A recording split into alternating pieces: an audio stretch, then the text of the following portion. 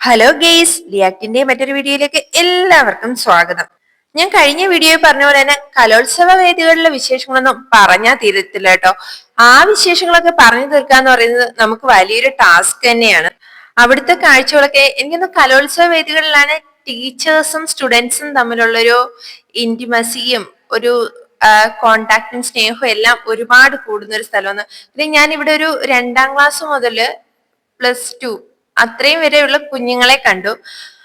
അവരോടൊപ്പം തന്നെ അവരുടെ ടീച്ചേഴ്സും പേരൻസും എല്ലാവരും ഉണ്ട്. അപ്പം ടീച്ചേഴ്സിന്റെ ഒരു കെയറിങ്ങിനെ പറ്റി നമുക്ക് പറയാതിരിക്കാൻ പറ്റില്ല കേട്ടോ. അവര് ഓരോ പ്രോഗ്രാമിനും അവരെ കൊണ്ടുപോകുന്നതും അവർക്ക് ഫുഡായാലും വെള്ളമായാലും എല്ലാം കൊടുക്കുന്നതും, അതുപോലെ തന്നെ അവർ പ്രോഗ്രാം പെർഫോം ചെയ്യുന്ന ടൈമില് ഈ ടീച്ചേഴ്സിന്റെ ടെൻഷനും കാര്യങ്ങളും ഒക്കെ കാണുമ്പോഴത്തേക്കും ശരിക്കും ഒരു പേരൻസിനോടൊപ്പം തന്നെ അവരെ കെയർ ചെയ്യുന്നതായിട്ട് നമുക്ക് ഫീൽ ചെയ്യും.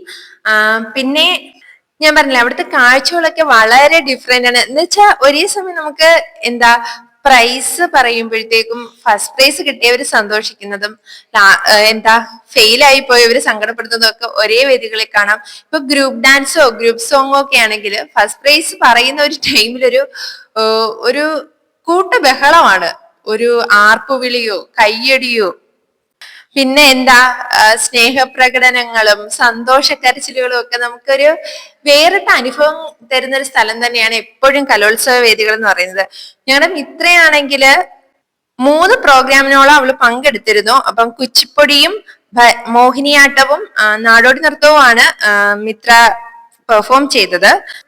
ഭയങ്കര ടെൻഷനായിരുന്നു. ഭയങ്കര ടെൻഷൻ എന്ന് പറഞ്ഞാലും പോരാ, നമ്മള് സ്റ്റേജിന് പുറത്ത് ഭയങ്കരമായിട്ട് അയ്യോ എന്നെ കൊണ്ട് പറ്റത്തില്ല, ഇതെന്താ എനിക്ക് പേടിയാവുന്നേ പറഞ്ഞ് കുറെ ഡയലോഗുകൾ പറഞ്ഞിട്ട് സ്റ്റേജിൽ കയറിയതിനു ശേഷം ഒരു റിയൽ ആക്ടർ അല്ലെങ്കിൽ ഒരു കലാകാരൻ തട്ടേ കയറിയാൽ മട്ട് മാറുക എന്ന് പറയത്തില്ലേ, അതുപോലെയായിരുന്നു ഞാൻ. പിന്നെ അവളുടെ മുഖത്ത് ടെൻഷനോ ഒന്നും കണ്ടില്ല, കയറി ഭയങ്കരമായിട്ട് പെർഫോം ചെയ്തു. വെളിയിൽ നിന്ന് അത്രയും ടെൻഷനായ ഒരു കുട്ടിയാണോ അതോ നമുക്ക് ഡൗട്ട് തോന്നും. പിന്നെ ഒരു ചെറിയൊരു സസ്പെൻസ് ഉണ്ട്, ഒരു സർപ്രൈസ്. ഞാൻ വീഡിയോയുടെ ലാസ്റ്റ് ഞങ്ങൾക്ക് കിട്ടിയൊരു ഹാപ്പിനെസ് ഞാനിത് നമ്മുടെ വീഡിയോയുടെ ലാസ്റ്റ് നിങ്ങളുമായിട്ട് ഷെയർ ചെയ്യുന്നതാണ്. അപ്പം അങ്ങനെ ഭയങ്കര മാജിക്കൽ ആയിട്ട് ഒരു മാജിക്കൽ പവർ കിട്ടിയ പോലെ വെളിയിൽ നിന്ന് ടെൻഷൻ അടിച്ച മിത്ര സ്റ്റേജിലോട്ട് കയറി വളരെ ഈസി ആയിട്ട് എല്ലാ ഡാൻസുകളും അടിപൊളിയായിട്ട് കളിച്ചു. അപ്പം മോഹിനിയാട്ടത്തെ കുറിച്ച് പറയുകയാണെങ്കിൽ എനിക്ക് മോസ്റ്റ് ഫേവറബിൾ ആയിട്ടുള്ളത്, എന്റെ പേഴ്സണലി എനിക്ക് ഫേവറബിൾ ആയിട്ടുള്ളത് മോഹിനിയാട്ടമാണ് കേട്ടോ. അവരുടെ ആ ഒരു ഡ്രസ്സ് കോസ്റ്റ്യൂം എന്ന് പറയുന്നത് ശരിക്കും ഒരു കേരള തനിമ, പിന്നെ അത് കളിക്കുന്ന രീതിയും ഒക്കെ നമുക്കൊരു എനിക്ക് പേഴ്സണലി ഭയങ്കര സന്തോഷം മോഹിനിയാട്ടം കാണാനാണ് എപ്പോഴും. പിന്നെ നമ്മൾ കലോത്സവ വേദികളില് നമുക്ക് അവിടുത്തെ പെർഫോമൻസ് കാണുമ്പോൾ കുറച്ച്, അതായത് ഞങ്ങളുടെ മിത്ര കളിച്ച ഡാൻസുകളെ പറ്റിയെങ്കിലും ഒരു 2 വാക്ക് പറഞ്ഞില്ലെങ്കിൽ അത് ഭയങ്കര മോശമായി പോകുമെന്ന് എനിക്ക് തോന്നിയുണ്ട്.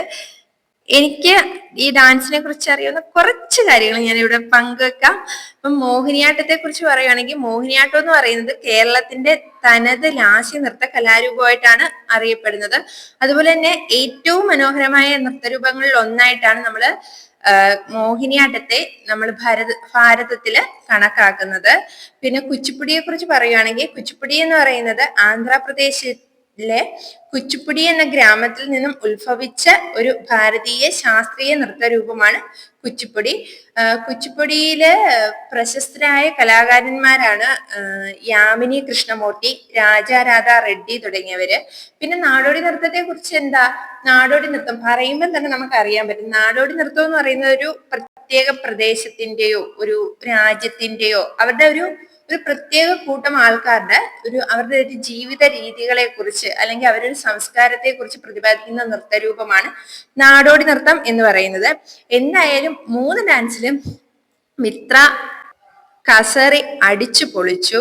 പിന്നെ ഞങ്ങളുടെ ടീം എന്ന് പറയുന്നത് ഞങ്ങളുടെ സ്റ്റുഡൻസ് ഉൾപ്പെടെ സപ്പോർട്ട് ചെയ്യാനായിട്ട് മിത്രയ്ക്കൊപ്പം ലാസ്റ്റ് വരെ ഉണ്ടായിരുന്നു. അവര് അവളെ വരുന്നതിന് മുമ്പേ, എനിക്ക് തോന്നുന്നു അവള് വരുന്നതിന് മുമ്പേ അവര് വന്ന് മേക്കപ്പ് ടൈം മുതൽ, അതായത് തുടക്കം മുതൽ പ്രോഗ്രാം തീരുന്നവരെ അവളെ സപ്പോർട്ട് ചെയ്തിട്ടുണ്ടായിരുന്നു ഞങ്ങളുടെ സ്റ്റുഡൻസ്, അവളുടെ ഫ്രണ്ട്സും. പിന്നെ ഞാൻ പറഞ്ഞില്ലേ ഒരു സസ്പെൻസ് ഉണ്ടെന്ന്. മിത്രയ്ക്കായിരുന്നു സബ് ഡിസ്ട്രിക്റ്റില് നാടോടി നൃത്തത്തിന് ഫസ്റ്റ് പ്രൈസ്, പിന്നെ മോഹിനിയാട്ടത്തിനും കുച്ചിപ്പുടിക്കും സെക്കൻഡ് പ്രൈസും തേർഡ് പ്രൈസും കിട്ടി. അപ്പൊ ഞങ്ങളുടെ ഡേ അടിപൊളിയാക്കി അവള് മാറ്റി, സന്തോഷം തന്നെ മാറ്റി. അതിനുശേഷം ഞങ്ങൾ ഇങ്ങ് പതുക്കെ തിരിച്ചു നടന്നു. അപ്പം വഴിയിലൊരു ഐസ്ക്രീം വണ്ടി ഞങ്ങൾ അങ്ങോട്ട് പോയപ്പോഴേ സ്കെച്ചിട്ടതായിരുന്നു. അങ്ങനെ ഞങ്ങൾ അവിടെ നിന്ന് ഒരു ഐസ്ക്രീം ഒക്കെ വാങ്ങി. ചോക്ലേറ്റ് ഫ്ലേവർ ആയിരുന്നു ഞങ്ങൾക്ക് ഇഷ്ടം. അങ്ങനെ ഞങ്ങൾ അതൊക്കെ വാങ്ങി കഴിച്ചു. പതുക്കെ നടന്ന് ഇങ്ങ് പോരുന്നു കേട്ടോ. അപ്പം നെക്സ്റ്റ് വീഡിയോയിൽ കാണും വരെ ടാറ്റാ, ബൈ ബൈ.